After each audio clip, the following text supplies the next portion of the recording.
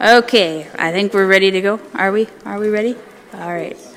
We got to get the show on the road. We got things to do, people to see, places to go. 4:16. I'm a minute late. Already failing as my job as substitute chair of the Education Committee for today, Tuesday, October 10th. Informational items. Assistant Superintendent Starzecki, take the show on the road. So I have my assistant superintendent report in here, and I have 3 items just to share. For the last few years, we have been working on building our multi-tiered systems of support, and the primary focus for the last couple of years has been on literacy, and specifically at the elementary level. This fall, we are really working to expand that model. If you remember, multi-tiered systems of support can include both academic systems of support as well as social, emotional, and behavioral systems of support. I've been working with the special education department and some of our support staff in the district to come up with some training to look at the social, emotional, behavioral side. We've been specifically looking at Tier 2 and Tier 3 supports for K-12 students. Additionally, we have been putting a lot of work into planning secondary Tier 2 and Tier 3 supports in the area of reading at the secondary level, which is an additional layer of support we're adding at the secondary level, and some training. That is specific to an allocation we made last spring to support special education teachers with some of the new courses that they are teaching, and so this is specifically there to help support those new courses with some assessment and instruction tools. And then lastly, we have some buildings that are doing many good things in the area of literacy, in the area of MTSS, and some of those teams have started to investigate what this could look like for math at the elementary level. So we continue to dive into this work and monitor this work and expand as we have the capacity to do so. Another pretty time-consuming task right now on my schedule is meeting with all of the principals. Every fall I meet with them to look at their to have goal-setting conferences. The purpose of the meeting is to talk about how their school data looks from last year, look at the self-assessment they did. We have a leadership rubric that they look at and identify areas of strength and areas for professional growth, as well as feedback they received from the superintendent and myself last year as part of their official evaluation. So using all of those things, they're developing their own professional goals for this year, and this is the time when we're reviewing that.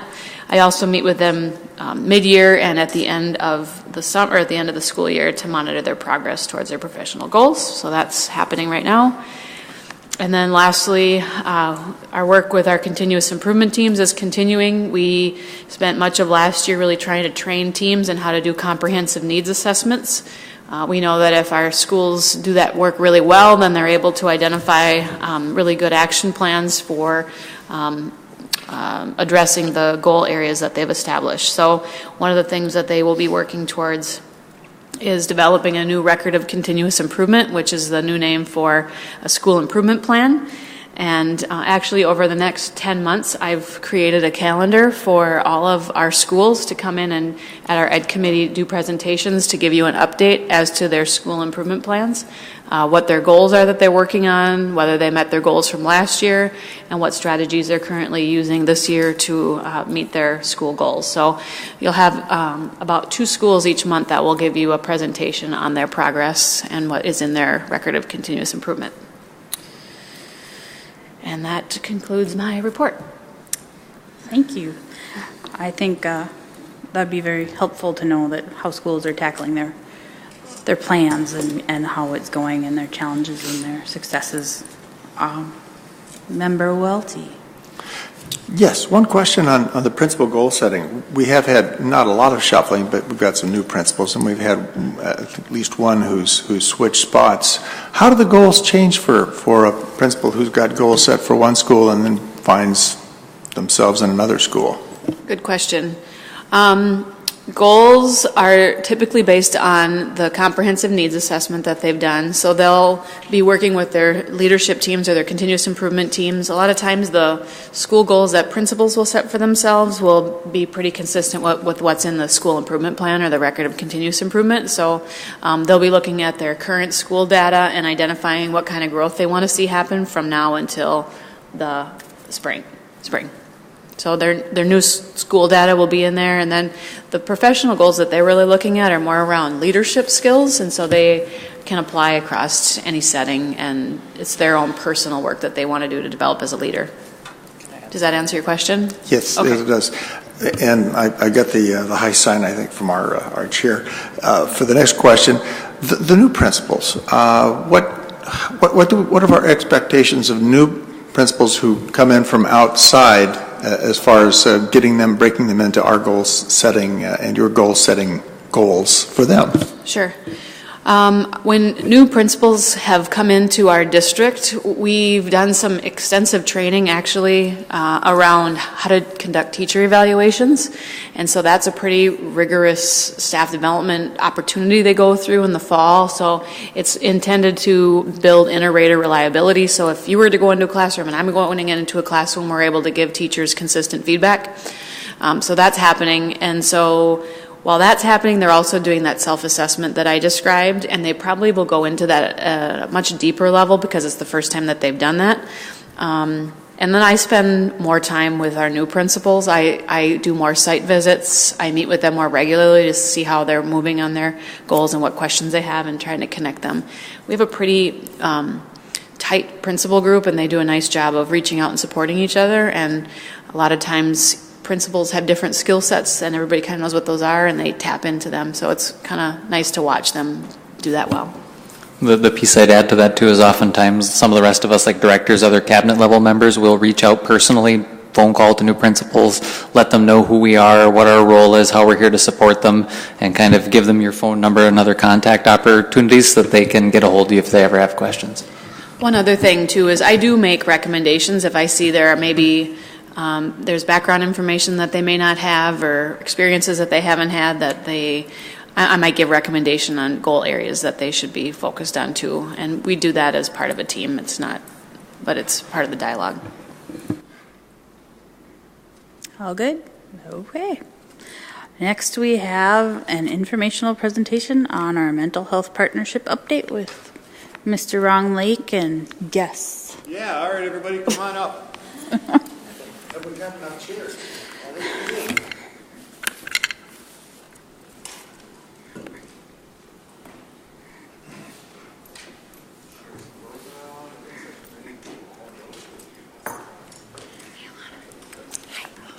Thanks for making it. All right, welcome everybody, and thank you for being here, students. We're going to break our time up into 2 or 3 small chunks. I want to share some information with you. I want to have our student leaders have a chance to talk with you for minutes, and then have a chance for you to ask some questions and have some discussion for a few minutes as well. So we're going to spend, I guess I also want to introduce right away Ashley Anderson, one of our partners from St. Louis County Public Health. So thanks for being here, Ashley. It's been a really meaningful year and a half for me to be partnered up with you. So I want to thank you for that. All right, so this is a quick presentation and information on a partnership between Duluth Public Schools, St. Louis County Public Health, and Carleton County Public Health. And this fits into our multi-tiered system of support. Amy and I presented with you a while back about MTSS and positive school climate. So if you see that green portion of the triangle on the right-hand side, that's the behavioral or the social emotional side, and it's in that tier 1 area, what we're doing for all kids. At least all kids at the secondary level is what we're going to be talking about today.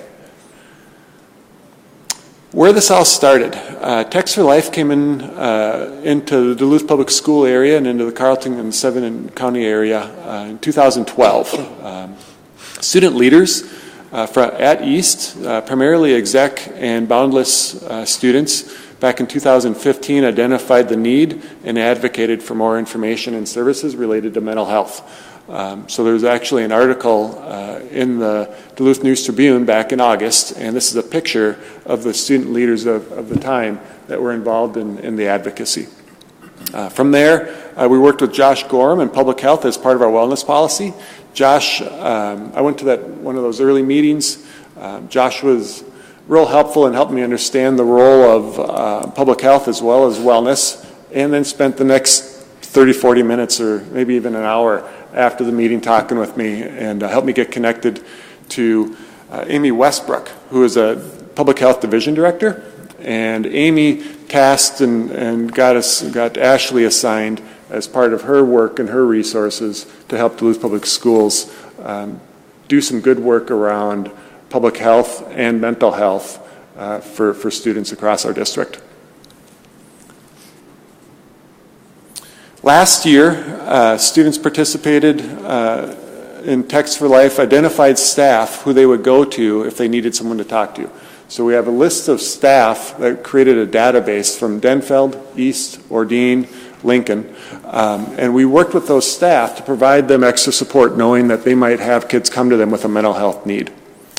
That database, we also worked with those staff and asked them, what do you need? And from that, what do you need information, it led to partnering specifically with East again, coming back around to the exec group and counselors and health classes at East to do 3 or 4 things. We updated a mental health poster that talked about the resources that are available. We provided some training on mental health signs and symptoms and interventions to all the staff at East. We created a flow chart, which is in front of you, that helps staff at East understand what their options are and how to support kids. And then we worked with the health teachers across all 4 schools and provided them some training that might help influence or inform the curriculum as well during the unit in the health class. So that was last year.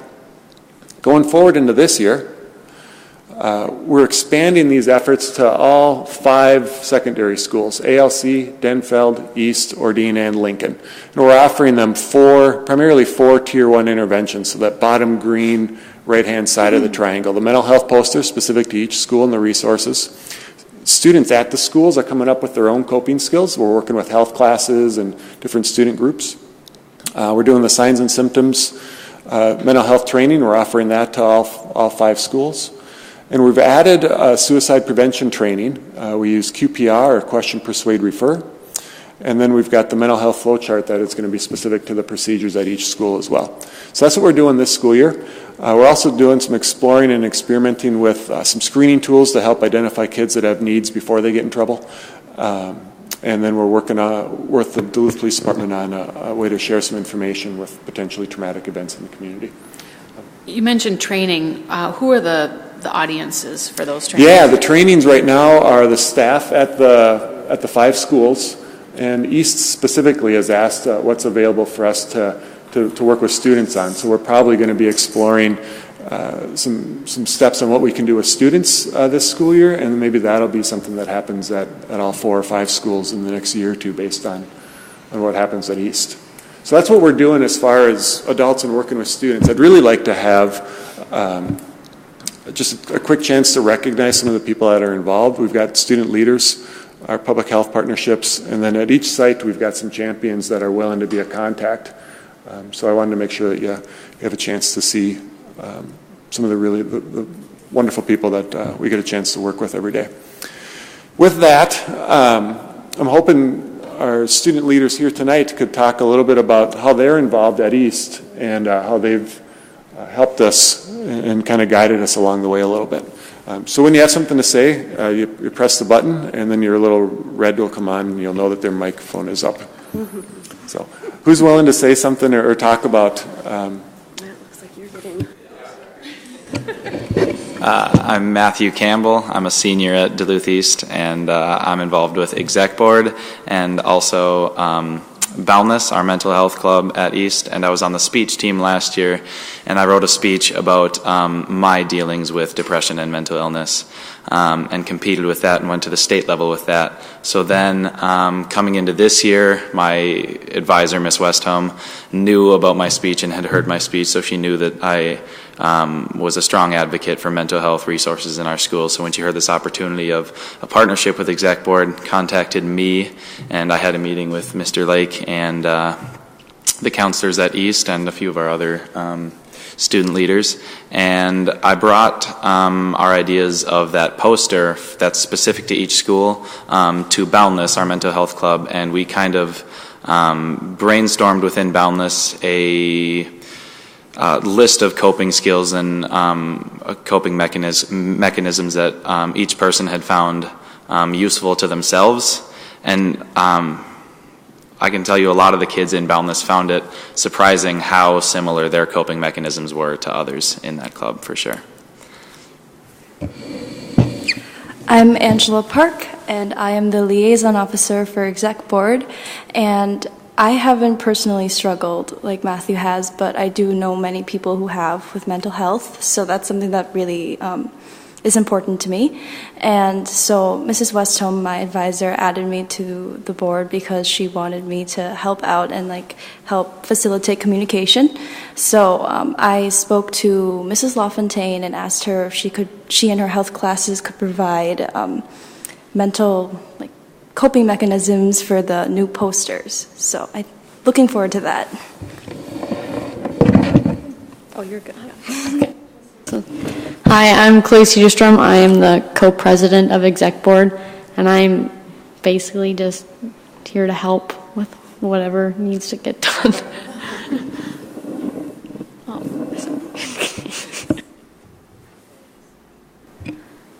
I'm Clara Nordheim. I'm also a senior at East, and I didn't know about any of like this until like a week ago. Last week, Matt just kind of asked me if I'd talk about Boundless and stuff, and so I have some statistics and but it's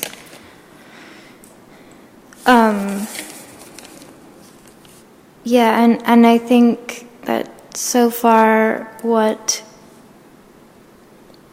we've covered in Boundless, the advisor for that is Ms. Warmanen, and she has, she makes it known that she's not an expert or an actual doctor or anything, but just kind of what we're there for, what Boundless is there for is just kind of we support each other and we just kind of listen, and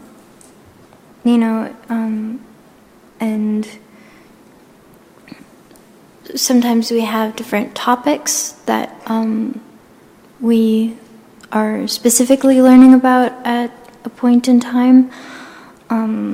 I just have a few statistics here. A study in 2016 from Johns Hopkins University gave this report. The rate of adolescents reporting clinical depression grew by 37% between 2005 and 2014. And the researchers aren't really sure why it's rising so much, but they think it might be due to risk factors that contribute to it, like problematic cell phone use and cyberbullying. Those might play a role. There are so many untreated adolescents who have different mental illnesses, and so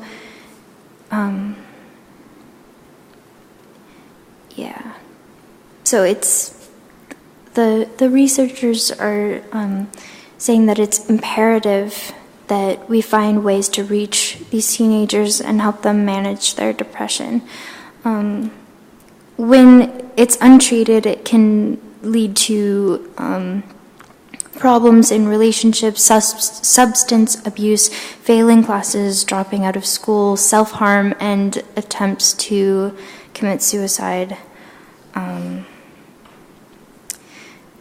But what really gets in the way of that is these kids who have these various mental illnesses, depression, anxiety, eating disorders, ADHD, and many others, there's a stigma that surrounds it, and it really prevents people from understanding, and it kind of just keeps people from going out there and getting help, because it's really a controversial thing in many environments. So there's just a lot of people that don't really understand mental illnesses, and therefore people who struggle, it's really hard to get help. About 3 years ago, Boundless was started at East, and it's to help students who are struggling with mental illnesses, and to know that they're not alone. And we're really trying to work towards fighting stigma, and we educate, we empower each other, and we learn practical coping skills, and we also address things like bullying, and so yeah, I first started going when I discovered it. I was in 10th grade, and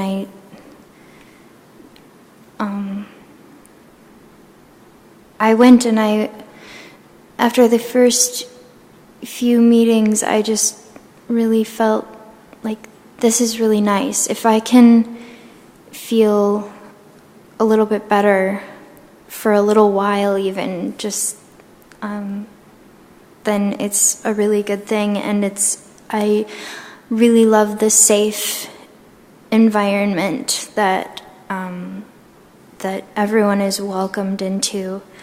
And so I look forward to it every week, and it should, it's a really good thing. And I think that mental illness definitely needs to be addressed more. So, thank you all for sharing that. Thank you very much. Okay.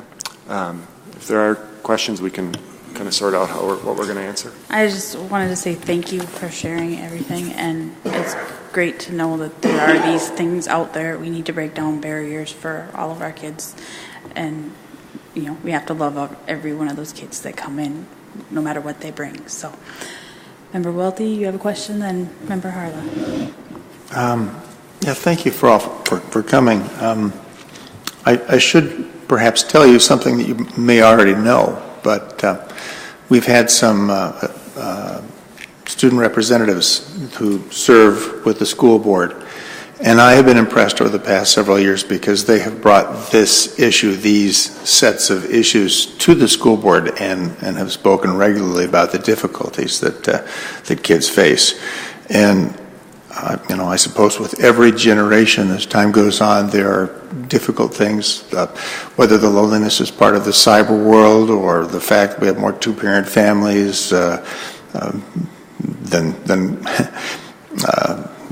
fewer two-parent families, or people who have fathers and mothers who go out and work. I don't know. There are a lot of things like that. I don't know if you can. This is not for you to address, but we had a group of students here last week in a forum, and they brought these same issues to us, and were asking school board candidates how they would deal with these sorts of things. And one of the things that I'm stuck on is how to pay for it. Our school district and a lot of school districts plead poverty, but I think that would be an apt way to describe us. I had a student count. I had a a counselor tell us that when she first started working with us, we had 30 counselors, and now we're down to 12. It would be a sign of some of the financial difficulties that we've had. That's not part of your role here, but I have the sense with Boundless and some of the things you're talking about is that you're getting into sort of self-help and your peers helping peers and sort of do it yourself, which for a school district that pleads poverty about having adults come in and help guide you may be what we need to do, but it also might be the very best thing that we can do. I would be interested in having your thoughts about how competent and capable you and your peers are in filling in the gaps that we might have funding-wise, and whether that's enough or whether we need to do something additional to take care of these growing problems that you've described. So if I could respond to that just for a moment, and then it would be great if a student or two could share their thoughts too. First, I think we cannot have students feel responsible for the care of other students. We cannot put kids in a place where they ultimately feel obligated to or responsible for the health of another classmate or a friend. That's a role and a responsibility for professionals. Having said that, peer support and having someone to turn to and listen to and empathize and hear you and feel safe with is massively powerful and helpful. But that cannot be the intervention for someone with a mental illness absent of anything else. There needs to be treatment and planning and coordination of care, just like any other health condition. So that's my thoughts, and I want to be clear about the role of a student being really helpful, because I think you are.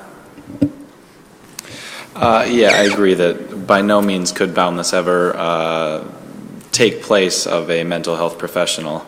But I will say the number one thing that helped me in my search in recovery and whatnot with my depression was speaking to my peers.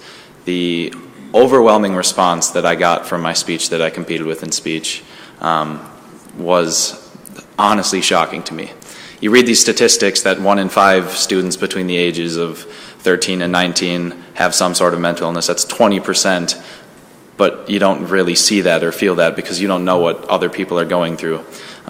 So especially with Boundless, it's really nice to have that peer support, which is a massive aspect of recovering and coping and everything. But it definitely could not take the place of a mental health professional, for sure. When we were discussing this, Matthew brought up a good point about a student support service where the students would, sometimes it's easier to speak to your peer than someone who may be an authority figure. So you could speak to this student and they would know who to refer you to.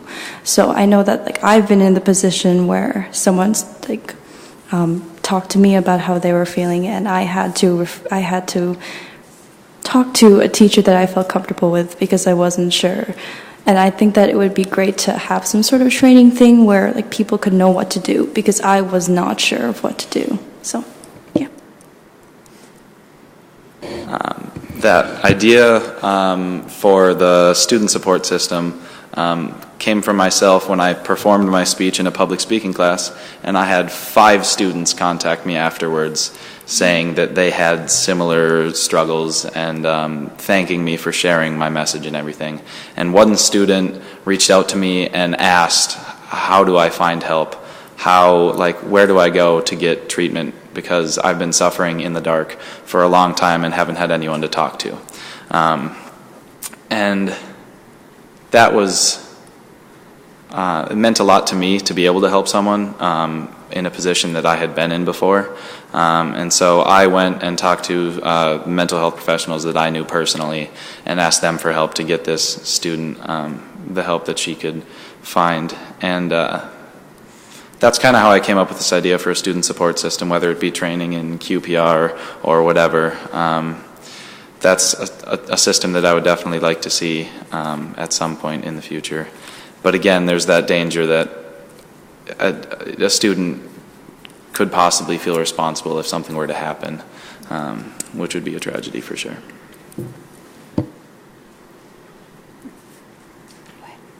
Thank you.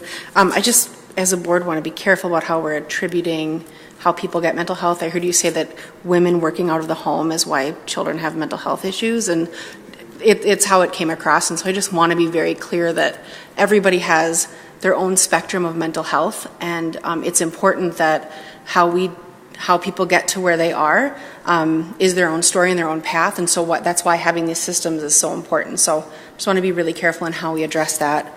I want to thank St. Louis County so much for your support and the students for your bravery. It's not always an easy something to talk about, to talk to specifics in an intimidating room, but especially in front of your peers. And I'm just really proud of you for what you're doing and for gathering a group where there's an absence in those pieces. It's how we start changing the world little by little, is by gathering and getting to know each other and knowing our stories.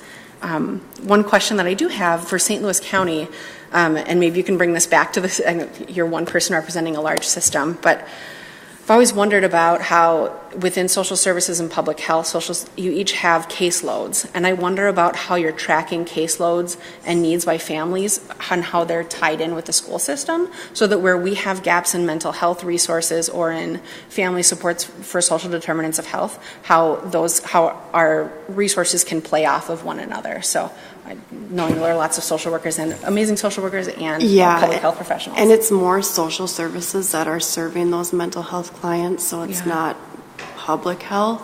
So that would be a question that I would have to bring back and get back to you on that one. I honor that. I just think it's, as we look systemically at how we are working across government entities, if there's a way of pairing caseloads, I know there can be hot spots of different things, and maybe if we all put things together, we could do a little bit more where we have funding gaps. So thank you for your work. Yes. Thank you, Chair.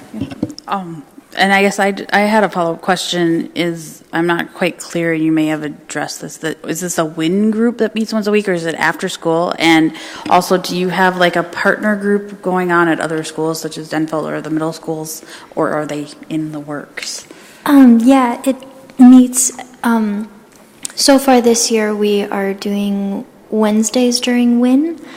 I know last year we did 2 days a week, Wednesday and Thursday during WIN, so that if you couldn't make one day and still wanted to come, you could come the different day, where you'd basically be learning the same thing but slightly different because of the people there.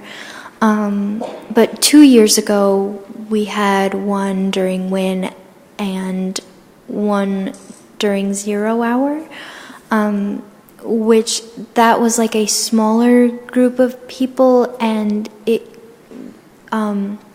we all kind of became really close, and we got to be more open, and it was just a really good thing.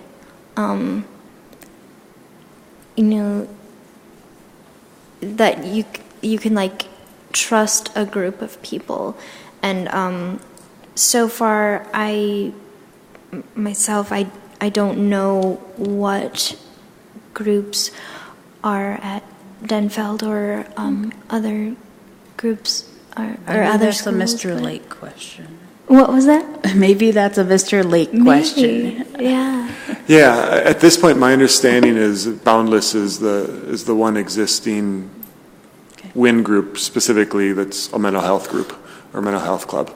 It's possible that there's other clubs and WINs that I'm not aware of. I'm sure there's interventions in place through the WIN hour at all schools. But in terms of like a club that kids started with an adult that figured it out on their own and found an advisor and created it, I think Boundless is the first one. Okay, Thank you. I think it's very important that we have these, I don't even want to say this term, but I'm going to gap fillers from the professional community because, you know, therapy is very hard to find and very hard to get to, and it can be an amazingly long wait to get to the help that you need once you can just say, I need help. And so I'm really thankful that students come there and are welcomed, and I thank you guys for creating that welcoming environment every time you meet. It's so important for kids to feel that they have a place they can belong, whether or not you walk out of the door at the end of the day and have friends or just people that will watch out for you. It doesn't matter while you're in that room. So thank you. Thank you for coming. Is there anything else about mental health that we got going on here? Okay. Well, thank you very much. Thank you for your time.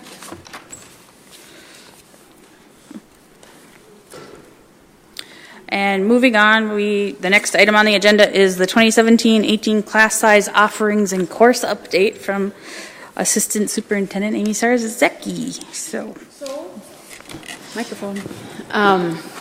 So you have a couple different tables, not a couple, you have more than a couple different tables in your packet.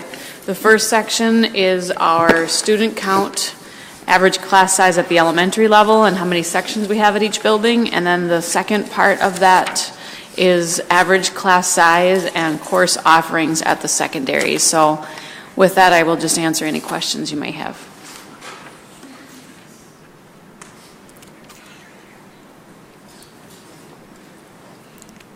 I'm giving members a minute to just look it over. Okay.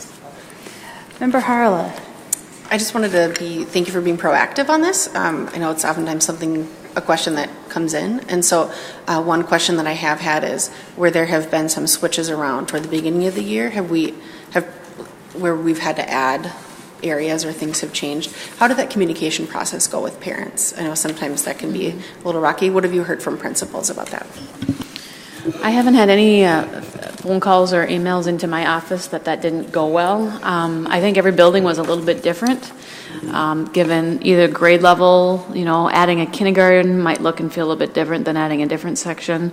There was a lot of thought and a lot of involvement by the staff in those conversations. So if there was an FTE added in a building, teachers were an important part of that process in identifying how that was going to be divided out. So I have not received any specific feedback, but I was a part of the conversations on the front end as those were happening, and everybody did it a little bit differently with staff input. So the other thing I just wanted to share, this was, even though it was, yes, it was a proactive piece of information I wanted to share with you, but it was helpful just from my lens as well to take a look at some of the questions, that have been raised, and so it was helpful for me to just also see how things have played out with all of the conversations we've had since the staffing really started last spring.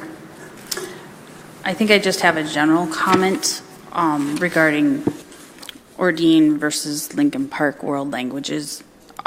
It's been a number of years in a row now that I have noticed that Ordine East is able to offer sections of German, where Lincoln Park, I don't remember the last time they were able to offer German at that level. Thus, if you can extrapolate that out into the high schools later, is Denfeld will never have a German 5 class. How much German 5 differentiates itself from German 3 and 4, I'm unsure of. I don't understand the curriculum development in that. But it's just one of those observations that I have that, how is that an attractor for Ordine kids? They obviously this year can support 2 classes where Lincoln wasn't able to support any class. I just making that point, I guess. I don't really know. I don't want to say that we should eliminate it because obviously there's a love and a need and we like that, but yet how can we inspire more Lincoln Park kids to fit that into their schedules? That's just a question that I'm leaving hanging out there. Member Welty looks like he's ready for a question. I do. Looks like a lot of information to go through, but I did notice one thing on the first page 6, elementary average student count. And if you take a look at the very the top line, Congdon. Now, are these classroom sizes, average classroom sizes?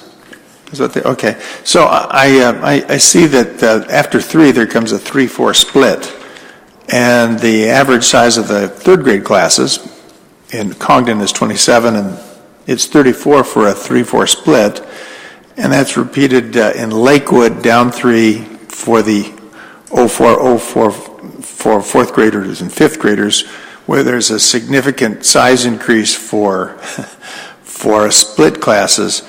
I would have assumed that in most cases where there are split classes, there would have been an attempt to have smaller numbers of children in the classes, and yet the average, at least for these two isolated examples, seems to be that the split classes can end up being larger than a lone class. Now, am I misreading the chart here?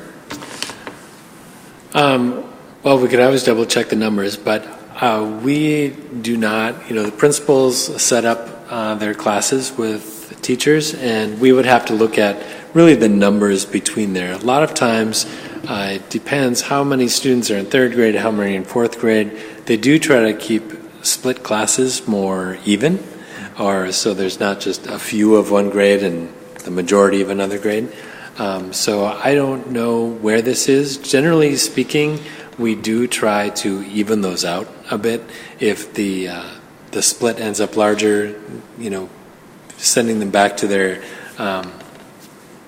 unsplit classrooms, or combined, we like to say, to even those out. I'm not sure about this specific situation, why the 32 is there. The other piece that may play into that is, I'll just use grade 3 and grade 4 as an example. They may have started out higher at the beginning of the year, and this is where they're currently at, so it could have been closer to 32, and now it might look different. True. That could be another. I have to say that what this reminded me of was teaching in junior high school and having larger classes, which I didn't mind if they were all coming directly from orchestra or band, because those, of course, were the students who are the most industrious. So maybe who gets put in these classes has some role in their being larger too. I don't know. I have a question on the elementary average student count also. I know we have definitely emphasized, getting more kids into pre-K and having small class sizes that are manageable there. And I noticed that in the numbers for kindergarten, there's a number that stands out there at 29 kindergartners per room. Then there's 2 sections that have a 29 and a 30.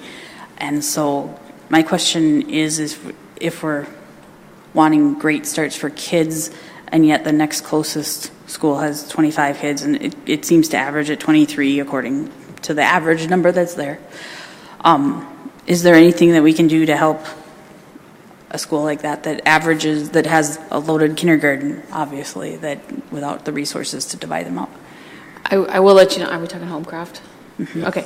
I will let you know that I have visited Homecraft, specifically kindergarten. I spent a morning there not too long ago. I will point out that I think there's only 1 student with an IEP, and 1 class has no students with an IEP. So not that there aren't, needs, but how 29 might look there might look and feel a bit different than some of those other sections. We were just at Myers-Wilkins, and there's a pretty significant need within their kindergarten that has a lot of students with IEPs. So it's just fresh in my mind right now. Mm-hmm. We did look at how to, for the 1 student,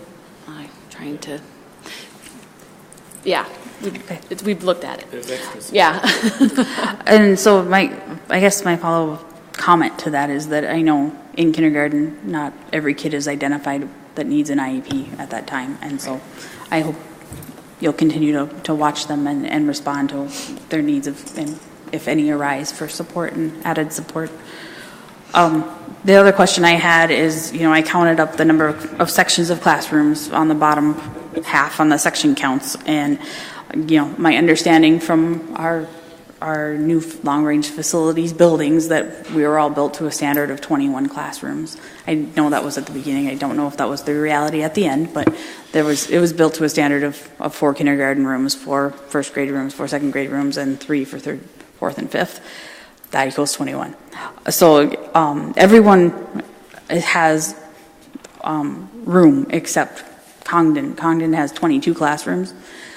So do they have any other available space for other classrooms? Because that is the crux of the argument when you talk about their high class sizes, but if you give them more teachers, they might not have anywhere to put them.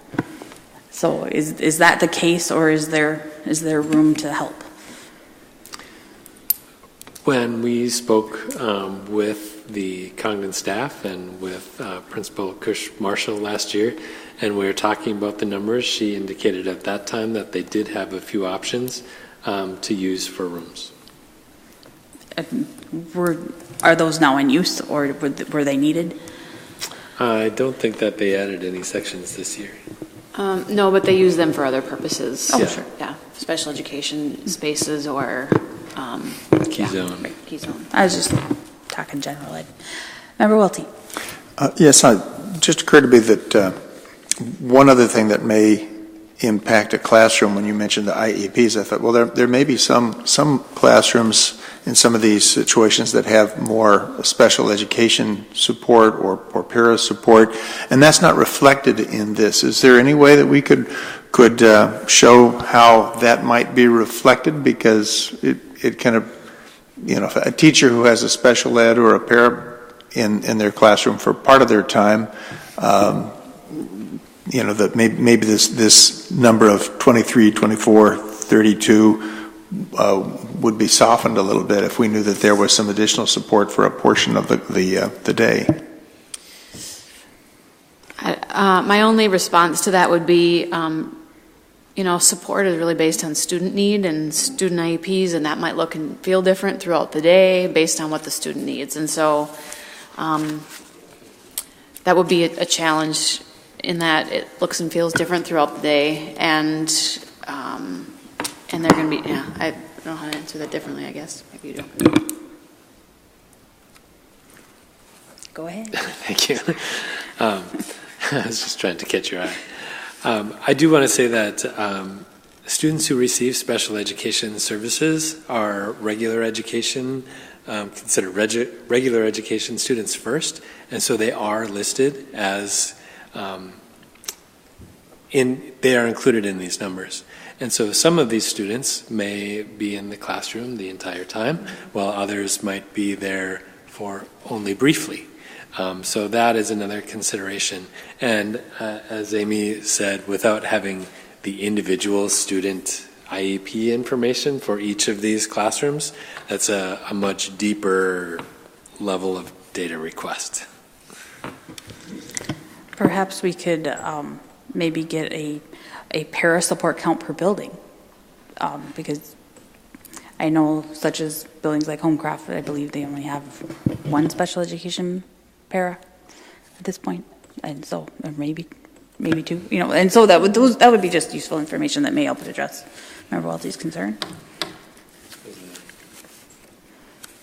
I think it's understanding that some schools have programs within them, and so they have some support services that come with them. And then in addition to para support, there's obviously special education. Teachers are allocated based on the number of special education students and IEPs that are within a building. So there's lots of different layers of support to support special education in addition to paraprofessionals, and that can look very specific to individual students. So we can put something together that might assist. Yeah.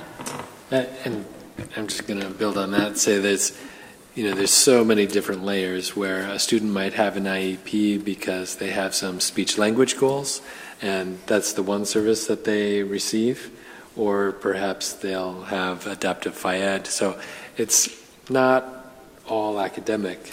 Some of it is physical and behavioral too. Okay, looks like we're moving on to grant applications. Do I normally do those? Well, I don't normally do anything apparently, but okay.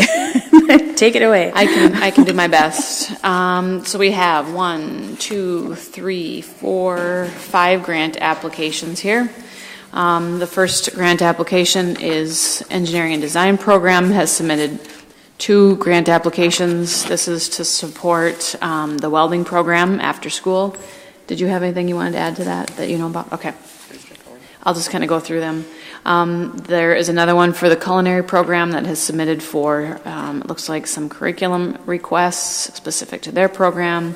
The next 2 are specific to Lincoln Park and Urban Community Center grant. One is to support art club supplies, while the other one is to support FACT's food budget. And then the 5th one there is Minnesota Power Foundation grant. Head Start, YWCA, and Parent Advocate has submitted an application for $1,000 for take-home backpacks. Member Hart. Thank you. Just a question with regard to curriculum requests. Now that the curriculum is, you're taking the majority of it is updated district-wide, what is the process if someone's going to add? I know that sometimes there are questions when grants come through about, is this curriculum that's in line with district standards? When you see a grant, what's the process when something like this comes through? Have they already talked with you and are working with those specialists? Can you just explain a little more of that? In some cases, yes, some cases, no. And I think part of the reason that the assistant superintendent created a process where staff have to submit grant requests through her to be brought to the board, not only to satisfy state law, but also it serves as a way for us to be able to lay eyes on applications that people are considering submitting in advance of them being submitted, so then we can have conversations to review and vet things. Typically, from what we've seen, things do align quite well, but I can name specific situations that I won't publicly where we've had to go back to a teacher and say, we're not supporting this application, what you're pursuing isn't in line with what we know to be best practice. Like, we know it's well intended, but it doesn't fit well within what we know is in best service of our students. And so we have actually had to tell teachers before it ever comes to the board that we're not going to support an application that they're putting forward. So I think that check does help provide that opportunity for us to make sure that there's alignment and consistency. Thank you. Actually, the second half answered my question. I was making sure to ask my question after you. Thank you. Does that still apply to like building PTAs that want to pursue grants to improve their schools? Or who would they run a grant by in order to get the okay to do that? I mean, Amy can maybe answer this more accurately, but we also do have a section where we list grants that are being pursued in partnership. So like an example, you will at some point in the near future hear about a grant that we've been working on with St. Scholastica to help support them. And if we were to receive that money, part of that is to help support the Pathways to Teaching program that's coming around. That's not directly through us. We're not the fiscal agent, so it doesn't require formal board action, but we do encourage people to include those as informational items so that the board and community is aware of things that other agencies are pursuing in conjunction with us. Go ahead. I did want to say that there are certain requirements that PTAs follow and that they should look at their organization for that. There's only certain things they're able to pay for. PTA cannot, for example, pay for staff or pay stipends for staff. And so if it was something that was going to be programmatic, we would want them to be checking with the principal and with district staff. If it's to purchase playground equipment, something like that, then that's more independent. But then we'd have them work with facilities to make sure that it met those requirements. So we do ask that they work with the school district while developing those. So who could we as board members reference PTA members to contact to discuss what they want to do for fundraising for certain projects? I would say their first contact would be the principal. And then if the principal didn't know, they would know either, if it was facilities, then you go to Dave Spooner. If it's curriculum, you go to Dr. Carey. If it's something else, you go to Okay. Amy or to me. But I think their state organization can help them with PTA guidelines too. Thank you. And depends on which school you're at. Go for it. While we're on the topic, the other piece that I would like to add is when I first came on board, there were, I think, well-intended community organizations who were in a spirit of service trying to create and provide additional support and programming, but were not knowledgeable of our requirements around standards, and their programs, while well-meaning, actually, if implemented, would have taken us off track in terms of what the state requires us to do. And so part of the conversation has been making sure that whenever we get the ear of community members who have ideas like that we first help them understand the structure of standards and our state requirements, and that we're happy to collaborate if there are a few conditions met in terms of making sure things align well. And so I just say that because I think the more often I can say that, both to all of you and other members of our community, the less likely it is that we run into well-meaning people coming to me as an example and me having to break bad news and say, I love what you're trying to do, but it's not going to work well for us. And so the more you can get the word out on some of those pieces, that's really important. Thank you. I also understand the complexity of managing grants too, and as having done that in my life, and know that you want to make sure our bases are covered and we have somebody in place to get whatever data or follow-up needs to make sure the grant is in place. Go right ahead. I just wanted to make a note. The one we're talking about, Brad Vietz was specifically a part of developing that grant, it looks like, and later in the agenda you'll see the award for that. So okay. He's an important part to be a part of that planning process, and he was, so just FYI. All right, no further questions. We have a regulations placeholder. Anyone? No? Anything for approval? No? Policies? No? Data sharing agreements? No? Uh-oh. I will not note the evil eye.